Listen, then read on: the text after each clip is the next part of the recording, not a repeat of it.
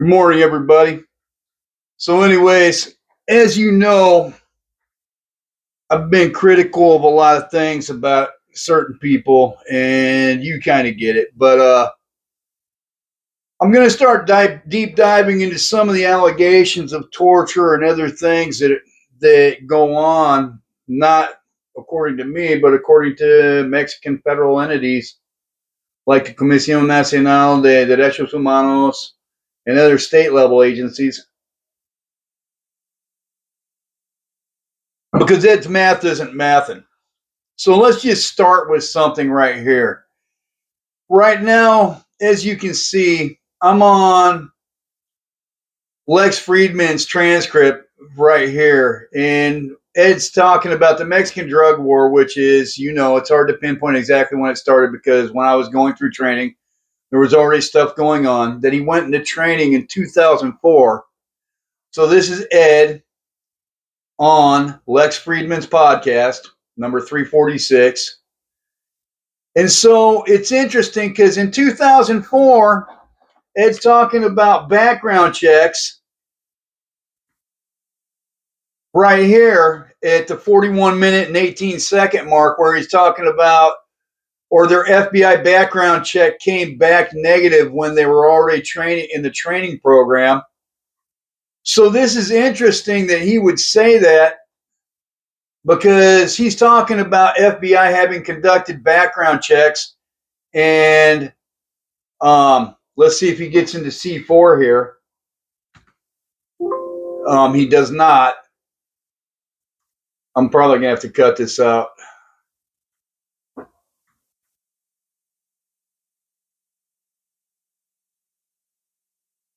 There are things called confidence exams that we go through in Mexico that's taken in place at a place called C4. And Ed refers to it in other places. And if I can find it, I'll stick a snippet of it here in this thing. Basically, it's called C4, and they're confidence exams. And the reason why all these background checks and things going on with the FBI and other things, Kalea, Ed's math doesn't math. Let's just start with the year that Ed says that he started. He said that he started in 2004, right? And so, Control F, 2004. I went into training in 2004 with the state police, right? And he talks in other places about confidence exams, and Ed says that he was in service for more than 12 years. But here's a problem. We'll go to the coffee thing right here. Once upon a time in Mexico, former Tijuana cop now teaches secrets of the trade. Ed Calderon worked as a police officer for over a decade.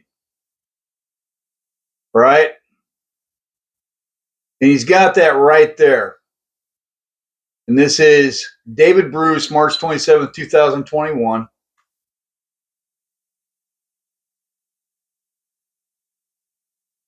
He says his trip from Mexico street cop to security guru started almost a decade ago. Change was in the air in Mexico in 2012 with a new president in office.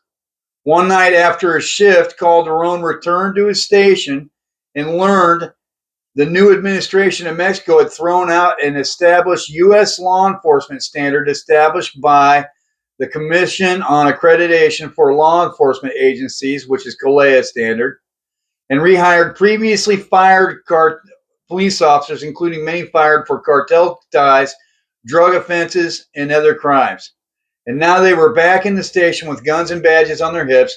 Calderon had arrested or helped remove some of these crooked officers in the not-so-distant past. The fired officers had been rehired with back pay and were grinning ear to ear.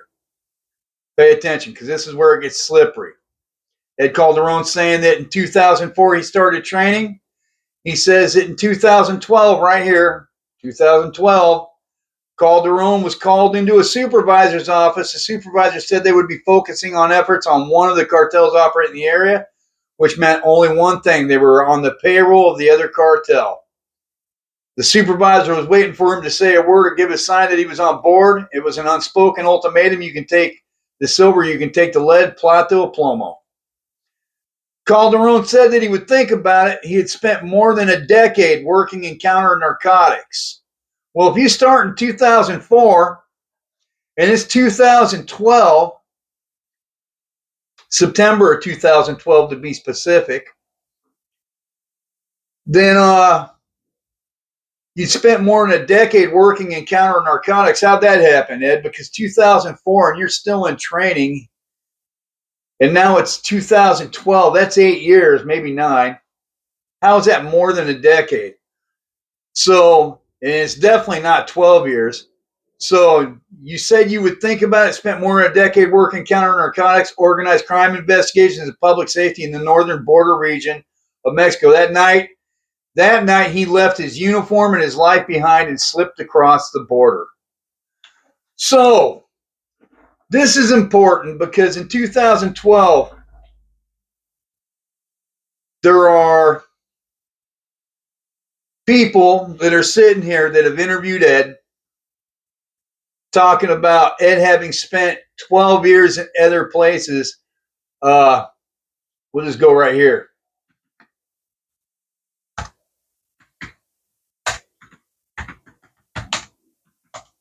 And you can see it yourself. Ed Calderon, former Mexican law enforcement officer. Ed Calderon spent 12 years policing the most violent drug cartels. Another PragerU with Marissa Streit. Marissa Streit is a former Army intelligence agent that is now in charge of Prager University. Also interviewed Ed. Ed Calderon spent 12 years policing the most violent cartels right here. So I'm having questions on how Ed would spend 3 years wearing a suit for Osuna Millan, which is who I'm supposing he was doing it. And then when Osuna Millan leaves, he's leaving Mexico that night. And from 2004 to 2012, so that's 8 years, okay? Not 10, not 12, it's 8 years. So Ed's math isn't mathing right there. Here's another place where Ed's math isn't mathing. When you go Ed Calderon, de control y confianza, and see what Ed has to say. So I want Ed Calderon in here. Sorry about that. Let's go over here. And I would have had this pulled up already.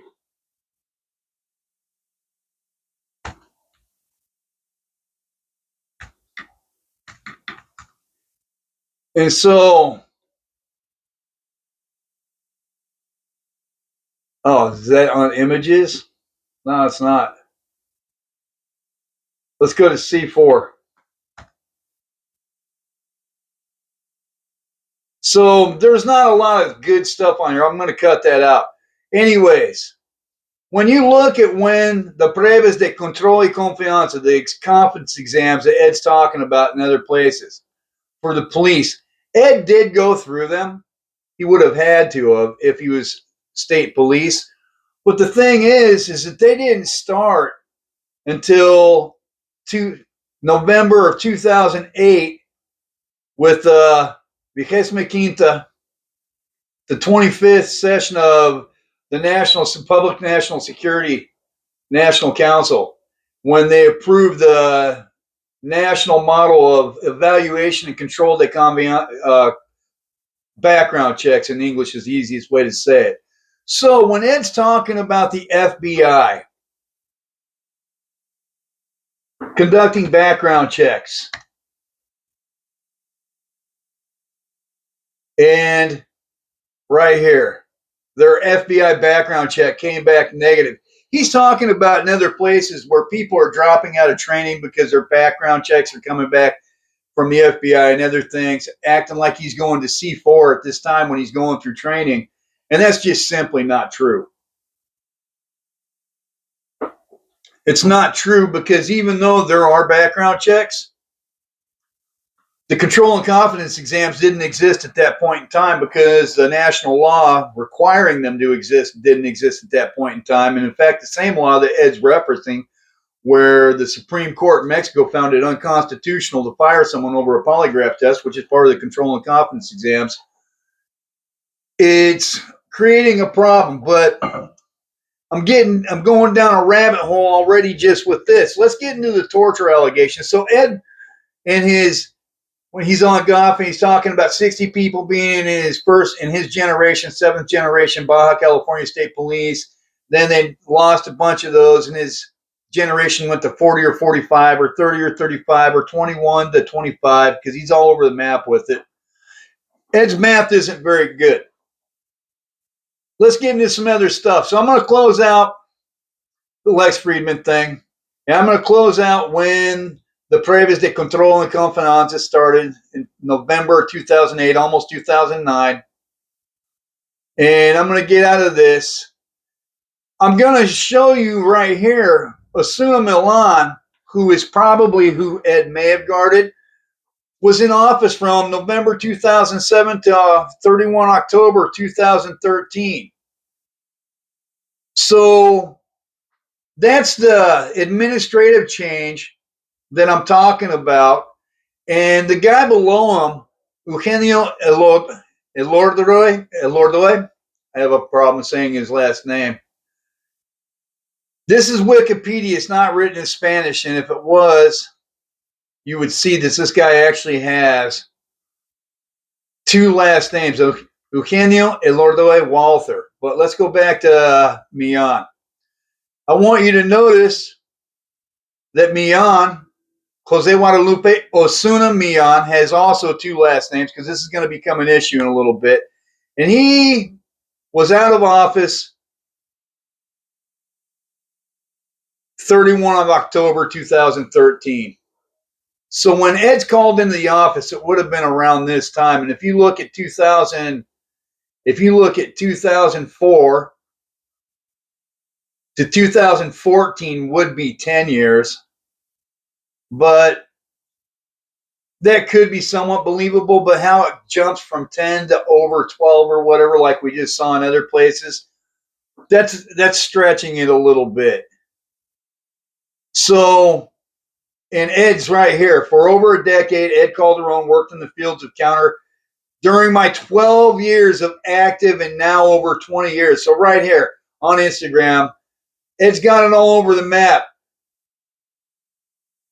all over the place with his 12 years of service. So I'm going to get rid of Milan, and I'm going to get rid of Once Upon a Time in Mexico. Today, Calderon, a national level instructor teaching skills that are hard to find anywhere else. I'm going to get out of this, and we're going to go to this. Does the U.S. train police in countries that commit torture? Because Ed likes to talk and go on about how the Navy SEALs trained him on 2 different occasions in Coronado. And this is problematic too, because you're going to see why in a little bit. I want to get into something called the Leahy laws. Enacted in the 1990s, these laws prohibit the U.S. government from providing assistance to foreign security force units when there is credible information that the unit has committed a gross violations of human rights, which includes torture. It's right there. It's not me. It's Leahy, enacted in the 1990s, well before Ed's time. In fact, Ed was maybe 8 years old when this was enacted. So that's problematic that the Navy SEALs, if this is true, would have actually trained Ed in any official capacity. I'm going to state that there are exceptions. The vetting process before providing training or equipment, the Departments of State and Defense must vet potential recipients to ensure compliance with the Leahy laws. This process involves checking for credible human rights violations, allegations. It doesn't even have to be proven. It just has to be an allegation. Also problematic because we're going to have Ed's favorite Teniente Coronel in a little bit talking about the first thing that delinquentes do anywhere is put an allegation of human rights abuses. The exceptions and waivers. Under certain circumstances, assistance can resume if the foreign government takes effective steps to bring the responsible individuals to justice. The Department of Defense also has a waiver for extraordinary circumstances. You know what those circumstances are? I don't know, but would it raise itself to a level to where United States Navy SEALs are training people that are police officers in Mexico that they can't vet because there's gross human rights violations and allegations of it? This process involves checking for credible human rights violation allegations. Right there. Okay? So we're going to get out of this and we're going to go over here. This is from Processo. I translated it into English for you so you can read it. Leahy's victims cry out for justice. Several of the Tijuana police officers aggrieved by Leahy Perez are concerned about the impunity enjoyed by the retired military officer. This is the person that Ed has tried to campaign for in Ed's own words. But I don't want to get all hung up on this. I want to just get into here. So when we come down here, he told the reporter, man, this thing keeps picking up. Alejandro Gears by some 30 national socials. The appeal filed by Hernandez Galvez, which is the police officer that was that claims to have been tortured. Okay, this is where I want to get into.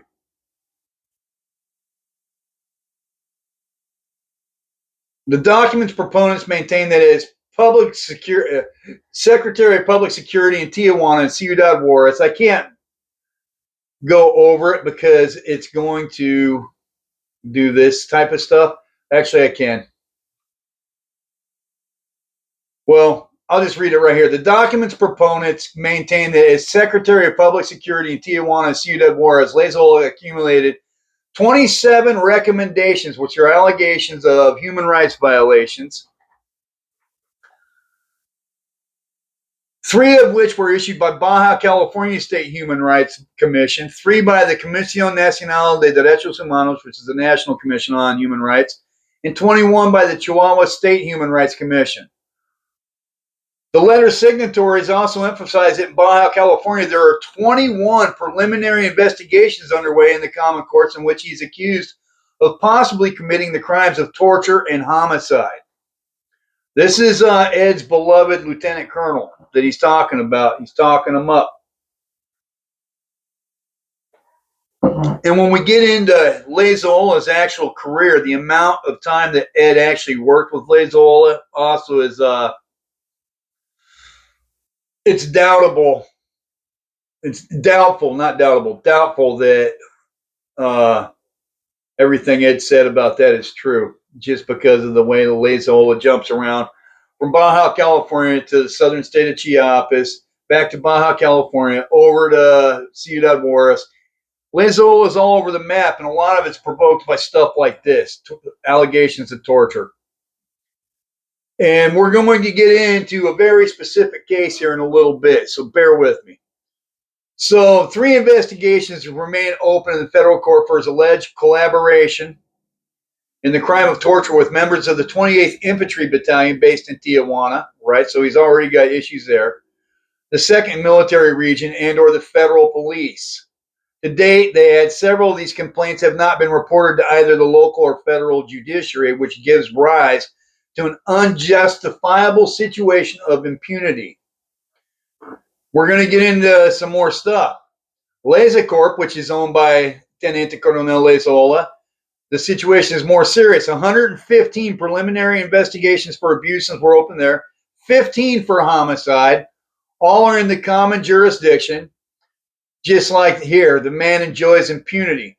So there's a lot more I can get in here, but what I really want to focus on today is this. If you come over here, this is a document titled Recommendation 6-2006, and this is filed, as you can see, It's a scanned PDF. It won't let me highlight the text. So I took the liberty of taking this same document and translating it over here.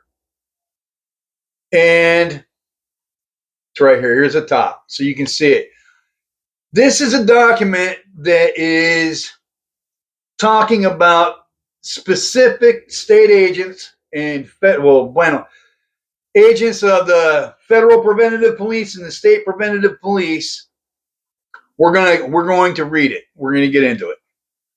So, the summary on October 18th, 2004, which Ed was already a state police, the regional office at the northern border in Tijuana, Baja California, of this national commission received a document which is titled PDH/OT/0392/04, through which the Attorney for Human Rights and Citizen Protection of the state of Baja California sent the complaint presented on November 27th of 2003, just before Ed joined the state. So it wasn't committed by Ed, but it was allegedly committed by the people. And when you go down the list of people in here, I want you to pay attention to the fact that they both have, that every person in this document has two last names, every single one of them. And the translation, the AI that I use to translate this, because it's a scanned PDF, so you have to use artificial intelligence to translate it or send it to a document house. They screw up one of the guy's names in here, and I'll get to that later. But I want to get into what the analysis of the documentation sent to this national commission by the responsible authorities, right? We're right here, as well as from other institutions to which information was requested in collaboration. It was noted that on November 21st, 2003, and this is going to get into whether or not Navy SEALs are really training people that are doing this, whether Ed's claims of having been sent to Coronado twice. And at this point in time, Leahy Perez is the director in charge of the training academy. He's not in charge of the state police yet. He will be, but not yet. He'll leave before that happens, and then he'll come back. And he'll go become Tijuana Municipal Police. Leahy's career is all over the map. I'll put a screenshot of it in here if I feel like editing in. But just so you can see what's going on, this is a long history, a large history of torture and abuse at this corporation, this government agency, to where they're alleged of torturing people. And it's gone on since 2003, and it's gone on until way after 2012, as we were just looking. So it's important to establish that there's a long history of alleged abuse at this place, and even proven abuse in some cases. As we can get into the Supreme Court's findings later. I'm not going to do it in this video. You can follow this up yourself if you like.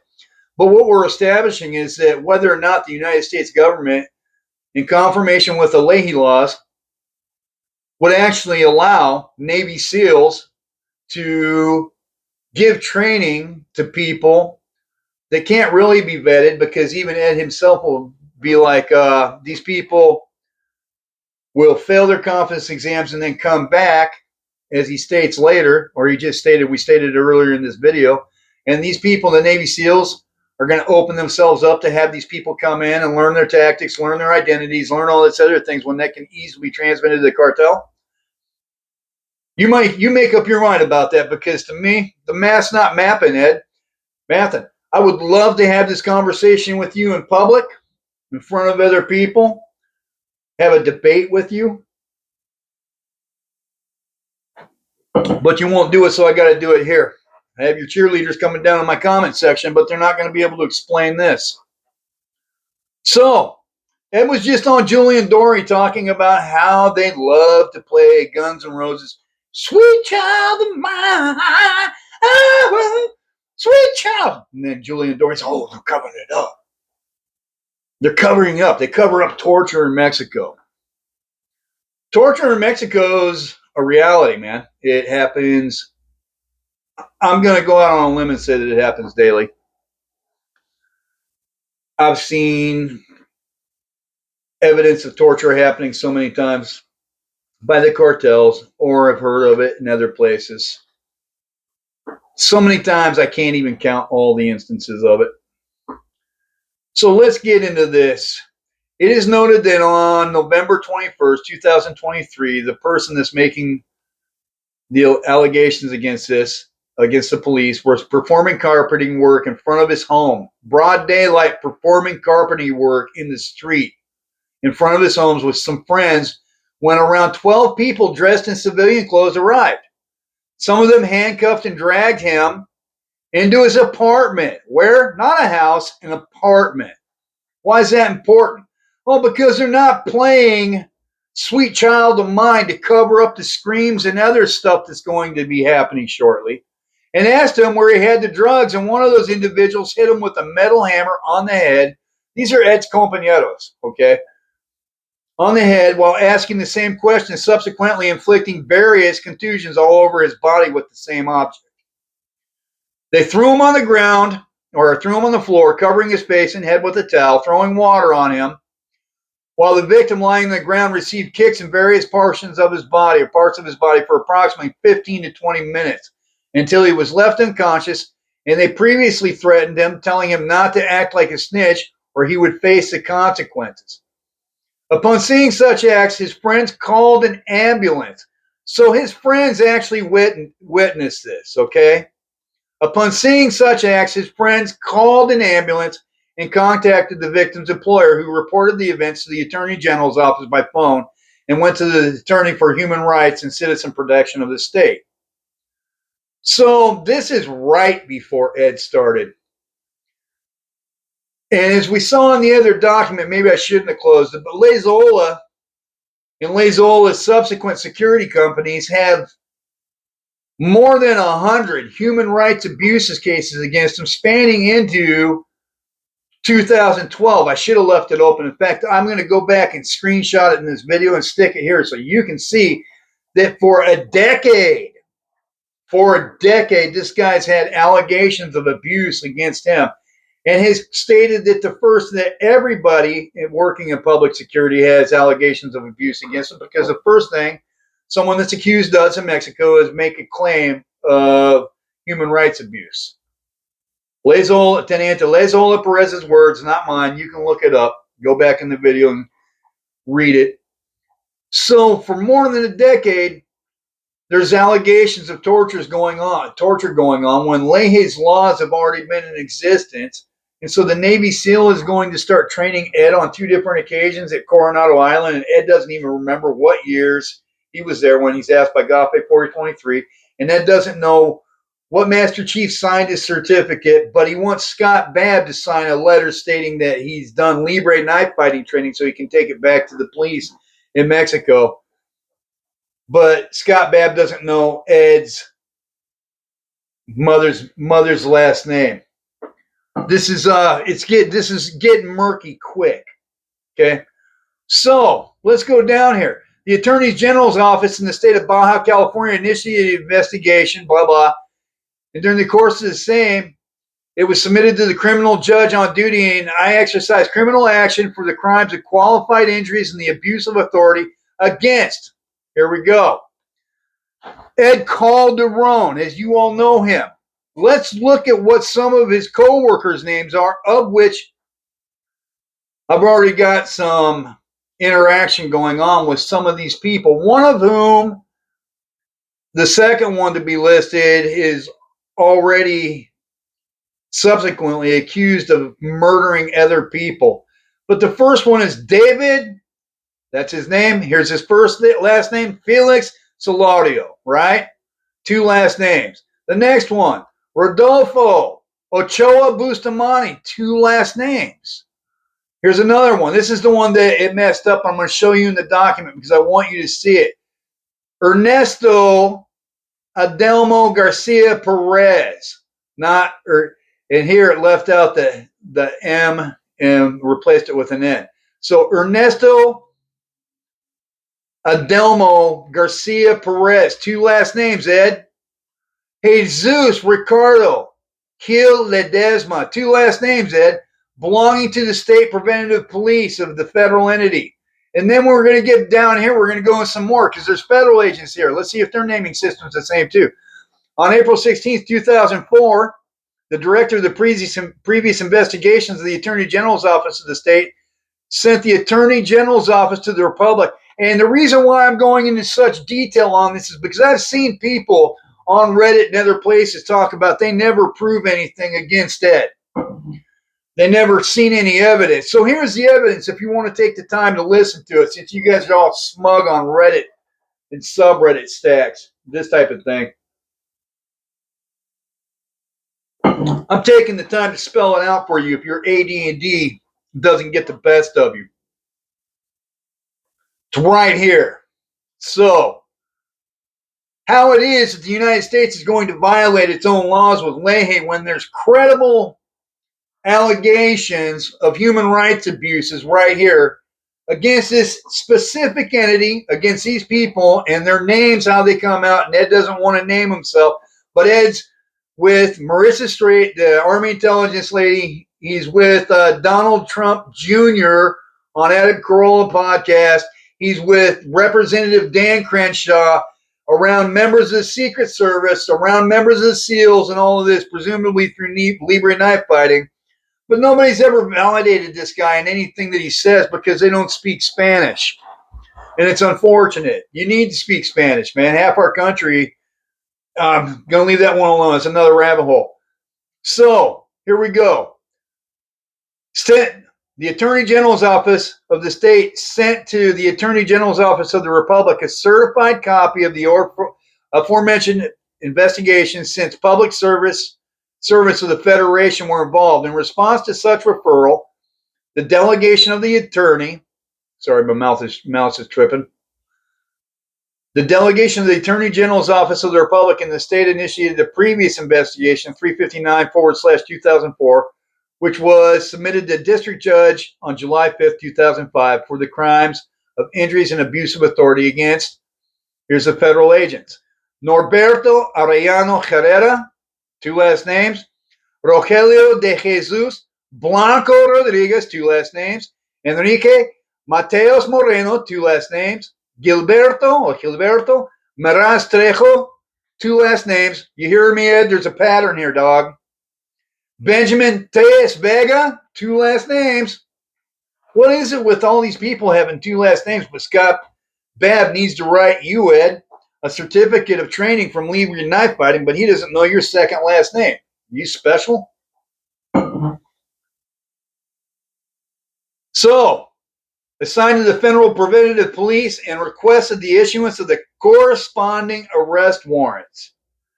So, based on the above, in April 3, 2006, this National Commission issued Recommendation 6, 2006, addressed to the Secretary of Federal Public Security and the constitutional governor of the state of Baja California with the purpose that the first of them should refer the matter to the corresponding internal control body, blah, blah, blah. So they're going to prosecute this stuff is what's going to go on. And so I've got this over here. I don't want to bore you with it. You can look it up yourself on what happens.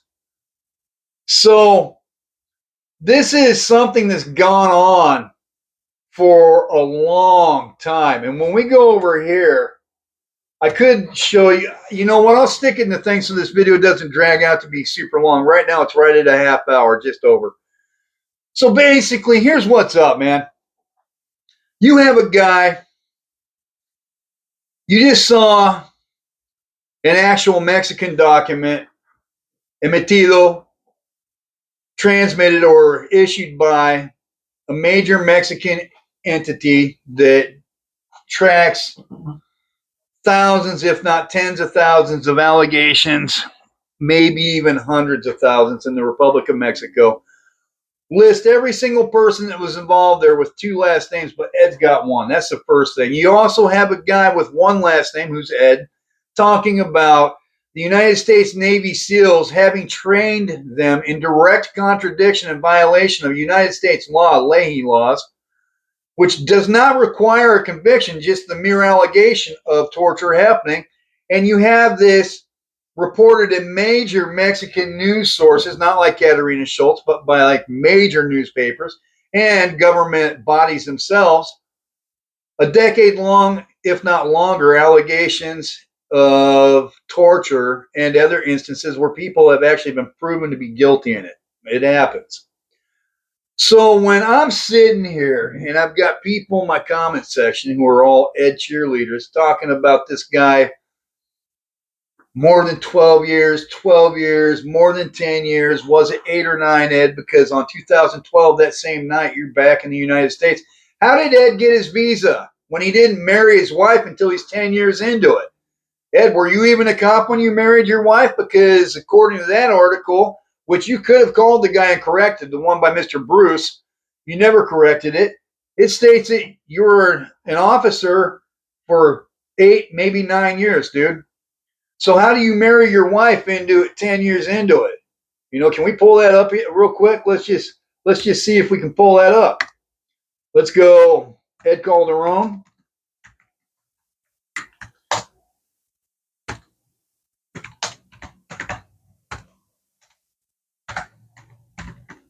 Let's see if it 10 years. I'm not sure what my new job is. You know, I better put that in quotation marks too, so definitely pull it up. Because it's in one of the transcripts to this thing. I was about to death. The first picture of me is of me 10. We'll just pull up the script because it won't let me go in. I was married, about to be a dad. I was also deep in alcoholism. I made a wish up there 10 years ago. I can't find it right now, but Ed states on one of the podcasts, I'll have to look it up and stick a snippet of it in here exactly where it's at. But Ed talks about getting married 10 years into it. And so if he got married 10 years into it, this is a big deal because if he was not married to an American person yet, how Ed got his visa is questionable. And there is a podcast. I can't find it. I'll have to go down in my notes. Or actually, I've got them right here on this disc. I'll have to go in there and dig through them and see exactly what podcast it was on. But Ed is asked specifically how he got a visa, and he didn't want to talk about it on that podcast. And if I can find it, I'll stick it in here. If not, I'll reference it at a later date. But he definitely didn't want to talk about how he got his visa. And this is important because if he wasn't married until 10 years, and if he wasn't a cop a full 10 years, then he couldn't have got his visa through his wife to go to the United States because they're not married yet. Now, potentially he could have got in there at what would have been a K-1 visa at the time, which is a visa, which is a petition on behalf of an American national to get a fiance with the requisite that they're going to marry within the first 90 days of the fiance being within the United States.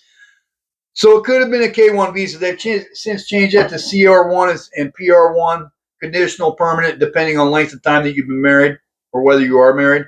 But back then it was a K-1 visa. So whether or not Ed was married, it's a big deal whether or not he got his visa and whether or not he got his visa through work. And this is a big deal because if it's 10 years before Ed got married and he was getting his visa for work, he would have had to have gotten it on behalf of his employment, which means that he would have been sent to the United States for training. But it's curious to me how the United States training that he said that he got was on behalf of the United States Navy SEALs, where he's got all of his helicopter pictures, how they would be training Mexican police that have several allegations of torture and stuff like that. Maybe that's why Travis Haley doesn't want to talk about teaching Ed how to do tactical magazine exchanges like that's some type of national security threat. Thanks for the ITAR. The bottom of the email, Travis. You're number one, dude. So, you know, if it seems like I'm being smug or smartass about this, I'm not. I earned that uniform. I have every right to ask every single question I've got. I had some a-hole in my comments yesterday, just a peach, talking about me whining. I'm not whining. I'm not on someone else's podcast. I'm wondering how someone that can pull the wool. People think I'm shitting on Ed. I'm not shitting on Ed. If I'm shitting on anybody, I'm shitting on how people can't do basic math. You entered 2004, 2012 of that night, you're leaving to the United States that day. Where's your visa arranged and by whom, and why didn't you want to talk about it openly, Ed? I'll tell you exactly how I got my visa to Mexico. I got my visa to Mexico being a manager of a factory, dude. Straight up. It was an employment visa. You want to see my name, Ed? I put it out on other videos, but you cover up your last name. All of your little co-workers, they are your co-workers, are each listed with a first and second last name. Each one of them, but not you. So here's what I've done, man.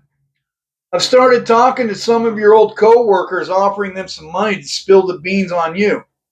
Last I checked, the Baja California Fuerza Estatal de Seguridad Ciudadana, which is this is now the third iteration of your corporation, because that Governor Elidorle, whatever, I can't say his name, he's the one that started the state police in Mexico. This is the third thing, and people in Tijuana, they're not really happy with your corporation. They had to shut it down twice.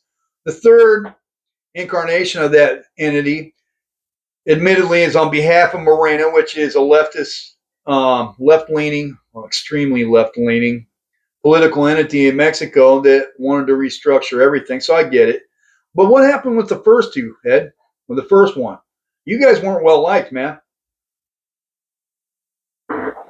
And it states that this one has something like 3,800 employees in the agency. So I wonder, my brain starts going like this. I wonder how many of your co-workers from back then, some of whom I've already contacted, I'm just waiting for a reply. And like Larry Bird says, I'm going to tell you my shot. I'm going to shoot it right in your face. 3-pointer, baby. I'm going to tell you what I'm going to do because I don't have anything to hide. You have more money than I do. You've got a full-time job doing nothing but your bullshit. And I have to work to pay for my humble abode. I have to work and work and work and work. And then I have to come home and do this. I got judo. I got to work out because I'm getting old. But I've got all this going on, and I'm kind of reasonably smart, Ed.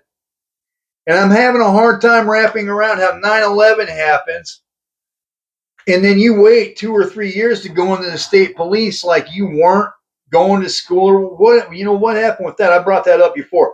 So I'm not going to drag this all on. But when we're talking about torture, when you're talking about the gray uniforms, are you talking about gray training uniforms by the state police? Or are you talking about gray uniforms that have been worn while not training by the state police? Or you said somewhere that there was gray uniforms being worn by the military, by Army, but you don't back any of this up with anybody out on patrol in a vehicle or anything with other members that are also uniformed. Which they have, and they had when you were in. They had already been active 2, 3, 4 years at that point. Actually, 3. 2001.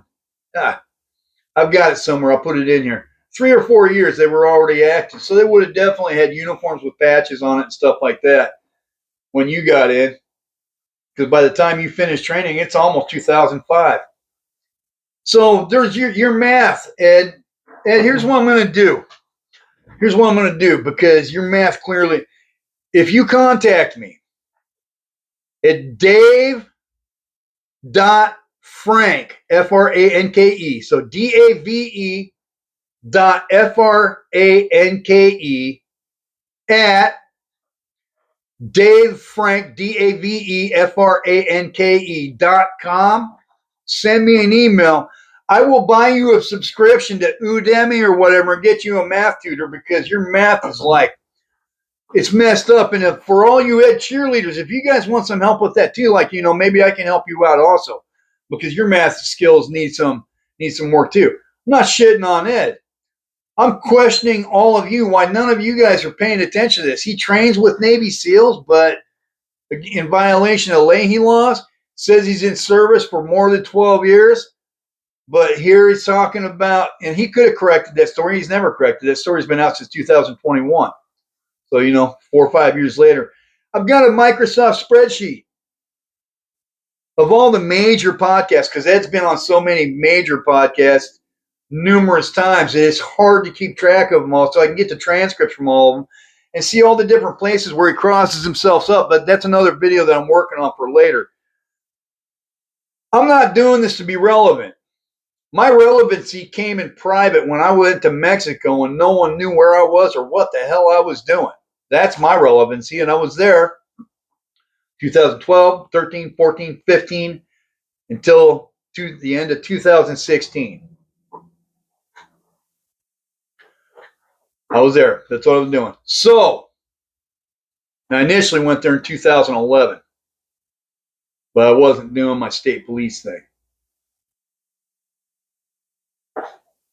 So yeah, I don't have to make up lies. I don't have to think. I just know right off the top of my head because I'm not making it up. Where you're doing your videos, you go rolling around. Your storytelling and your theatrics are great. The background music, the film playing. I got to admit, dog, I love it. In fact, I bought a film projector because of you. There are certain things about you I like a great deal, Ed.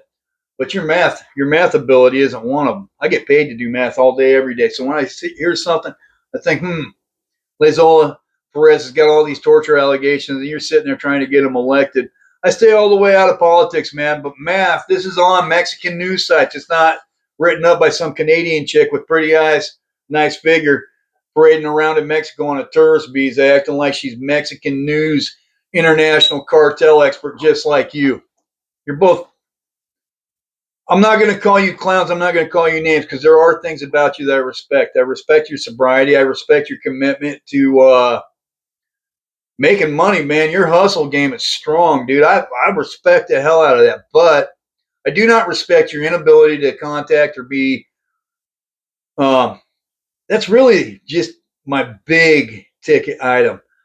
Your lack of courtesy, man. People that have a lack of courtesy, like even my trolls down on my comments, I try to treat them with a measure of courtesy because people are humans. So I've reached out an olive branch to you several times and you just ignore me. And somewhere there's a thing on how you got on Joe Rogan and stuff like that. And I'll look into more of it. But like I said, I've got an Excel spreadsheet and I'm going down the list, and it's an extensive list at this point.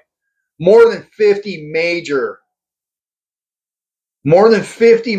programs that you've been on, way more, with interviews ranging from 1 hour to several hours. And I know sometimes you shoot more than one shot when you're doing a podcast, and you'll release them on various dates. So there's a lot of areas where you might have been at one place, but I've got all the dates. I've got the language it's in, who it's with, what platform it was on, digging through all this stuff, sifting through it all. Because when you come here and you start talking with Donald Trump's son, talking with Marissa Stride, who's on PragerU, who's a big one. There's other people you talk to. It's escaping me at the moment, and it's not Representative Dan Crenshaw. And you get all these people to buy into your stuff because you're a member of a martial arts community, which I'm not mad at, dude. But when you're pretending to be something that you're not, man, or when someone else that is involved with that, that's actually gone there and done the work, such as myself, that's actually a member, a citizen of this country and technically of Mexico by my marriage, I have every right to take issue with you, and I can't even get a hello, and not because I want a paycheck, man. In fact, I've said it before, I will give you my money, and I will let you keep the proceeds of any podcast that we do, because this isn't my main hustle, man. Someday it might become my hustle. I don't know. But right now, I'm going to continue putting out content. I'm going to continue challenging you on stuff like that. 2004 to 2012, that's 8 years, Ed, in my book. How the hell are you at it for more than 12? I don't know. And how you got your visa when you didn't get married until 10 years into it? That's on another podcast. And then how you have federal and state agents torturing people in broad daylight, in an apartment building, Ed, in front of other people, because the people that witnessed this were not the ones being tortured. They weren't playing Guns N' Roses' Sweet Child of Mine, dude. Broad daylight. On hundreds of different instances and occasions. And each one of those people having two last names, but you act like your last name is national security. You hold on to that like Fort Knox. So yeah, I'm going to stick some choice music in here for you today. And I hope you guys have a wonderful day, man. Cheers.